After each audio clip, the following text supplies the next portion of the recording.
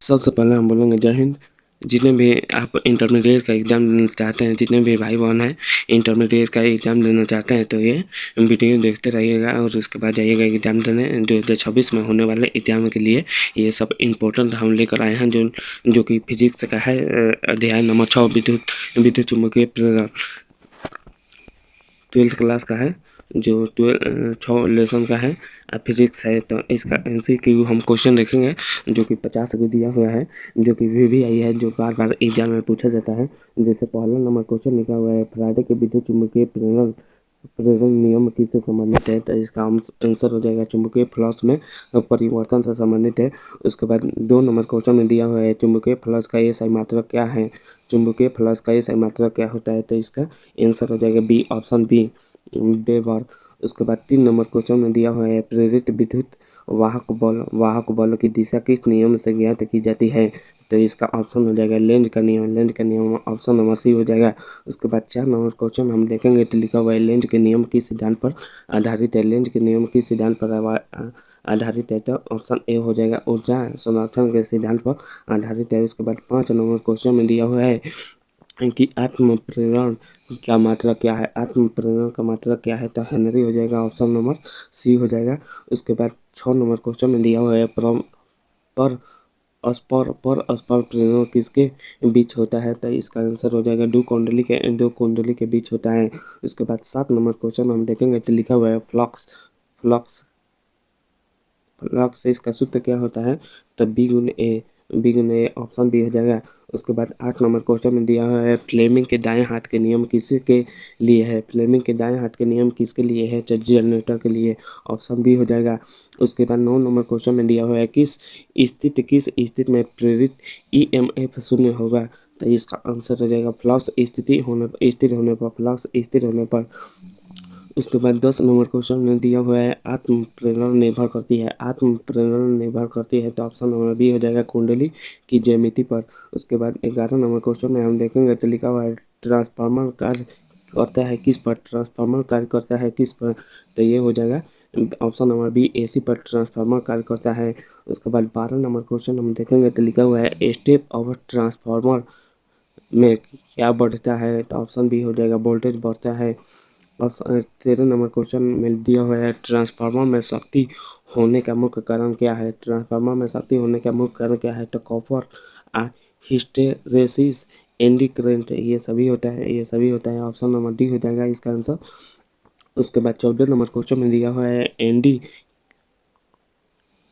Current में कम करने के लिए कोर बनाई जाती है, तो इसका आंसर हो जाएगा सी, परतदार बनाई जाती है। उसके बाद 15 नंबर क्वेश्चन में दिया हुआ है, EMF का सूत्र है, तो ऑप्शन ए हो जाएगा इसका आंसर। उसके बाद 16 नंबर क्वेश्चन में दिया हुआ है, प्रेरित धारा की दिशा ऐसी होती है कि वह परिवर्तन के विरोध करे।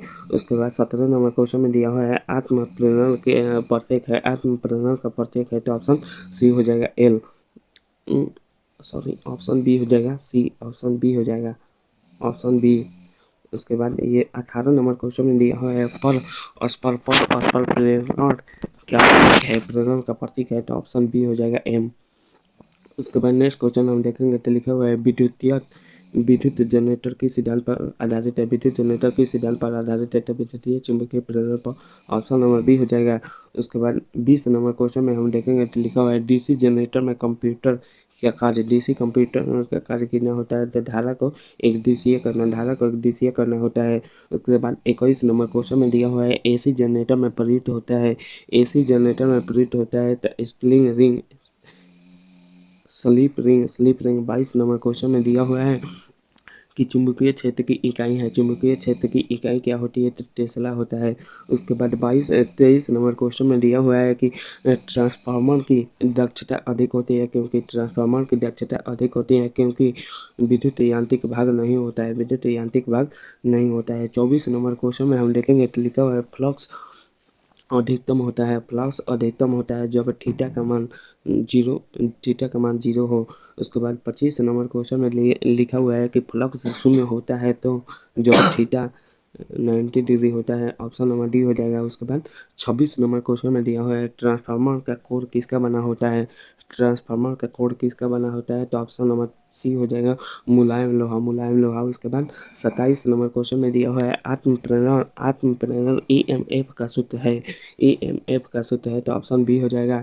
उसके बाद 28 नंबर क्वेश्चन में दिया हुआ है परस्पर प्रेरणा निर्भर नहीं करती, परस्पर प्रेरणा निर्भर नहीं करती, तो ऑप्शन सी हो जाएगा धारा। उसके बाद 29 नंबर क्वेश्चन में दिया हुआ है कि विद्युत चुम्बकीय प्रेरण की खोज किसने की, विद्युत चुम्बकीय प्रेरण की खोज किसने की, तो ऑप्शन नंबर सी हो जाएगा फ्राडे। उसके बाद 30 नंबर क्वेश्चन में दिया हुआ है कि चुम्बकीय फ्लक्स की राशि है, चुम्बकीय फ्लक्स की राशि है, तो ऑप्शन ए हो जाएगा अदिश राशि है। 31 नंबर क्वेश्चन में दिया हुआ है ट्रांसफार्मर में आवृत्ति रहती है, ट्रांसफार्मर में आवृत्ति रहती है, तो ऑप्शन सी हो जाएगा समान रहती है। उसके बाद 32 नंबर क्वेश्चन में दिया हुआ है किससे आत्म प्रेरणा बढ़ती है, किससे आत्म प्रेरणा बढ़ती है, तो ऑप्शन बी हो जाएगा अधिक कुंडली से, अधिक कुंडली से बढ़ती है। उसके बाद 33 नंबर क्वेश्चन में दिया हुआ है कि चुंबकीय फ्लक्स का सूत्र क्या है, चुंबकीय फ्लक्स का सूत्र क्या है, तो B A cos theta, option number A हो जाएगा। उसके बाद 34 नंबर क्वेश्चन में लिखा हुआ है ट्रांसफार्मर किस धारा पर कार्य नहीं करता, ट्रांसफार्मर किस धारा पर कार्य नहीं करता, तो डीसी, ऑप्शन नंबर डी हो जाएगा। उसके बाद 35 नंबर क्वेश्चन में दिया हुआ है एडी करंट का क्या उत्पन्न करता है, एडी करंट क्या उत्पन्न करता है, तो उसमें ऑप्शन नंबर बी हो जाएगा।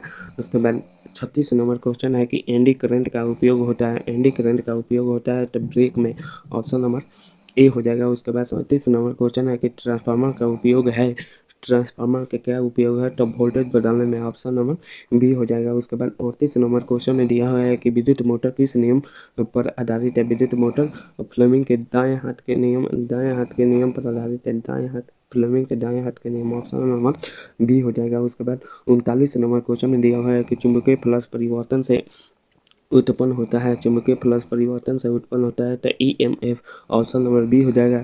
उसके बाद 40 नंबर क्वेश्चन में दिया हुआ है ट्रांसफार्मर में सेकेंडरी कुंडली में धारा बढ़ेगी तब वोल्टेज घटेगा। 41 नंबर क्वेश्चन में दिया हुआ है लेंज के नियम चिन्ह को दर्शाता है, लेंज के नियम चिन्ह को दर्शाता है, तो ऑप्शन नंबर सी हो जाएगा विरोध।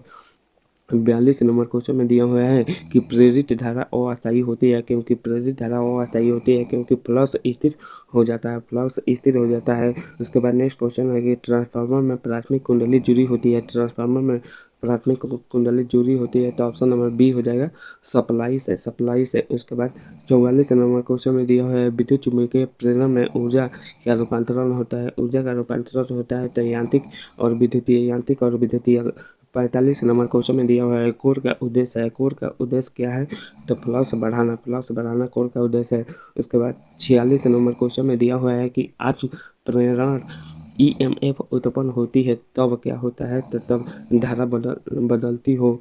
उसके बाद नेक्स्ट क्वेश्चन 47 नंबर है कि किसमें परम्परा प्रेरणा अधिक होगी, किसमें परम्परा प्रेरणा अधिक होगी, तो पास कुंडली में, ऑप्शन नंबर बी हो जाएगा। उसके बाद 48 नंबर क्वेश्चन में हम देखेंगे तो इसमें लिखा हुआ है ट्रांसफार्मर में ऊर्जा हानि नहीं होती, ट्रांसफार्मर में ऊर्जा हानि नहीं होती, तो इसका आंसर हो जाएगा आदर्श ट्रांसफार्मर। उसके बाद 49 नंबर क्वेश्चन है, ये सब वीवीआई क्वेश्चन है, ये सब बार बार एग्जाम में पूछा जाता है। 49 नंबर क्वेश्चन है कि जनरेटर में घुमाया जाता है, जनरेटर में घुमाया जाता है, तो ऑप्शन नंबर बी हो जाएगा कुंडली को घुमाया जाता है। उसके बाद लास्ट और 50 नंबर क्वेश्चन है कि विद्युत चुम्बकीय प्रेरण का व्यापारिक उदाहरण क्या है, तो ऑप्शन नंबर सी हो जाएगा जनरेटर। इसके बाद ऐसे वीडियो को देखने के लिए लाइक और सब्सक्राइब और शेयर करें। जय हिंद।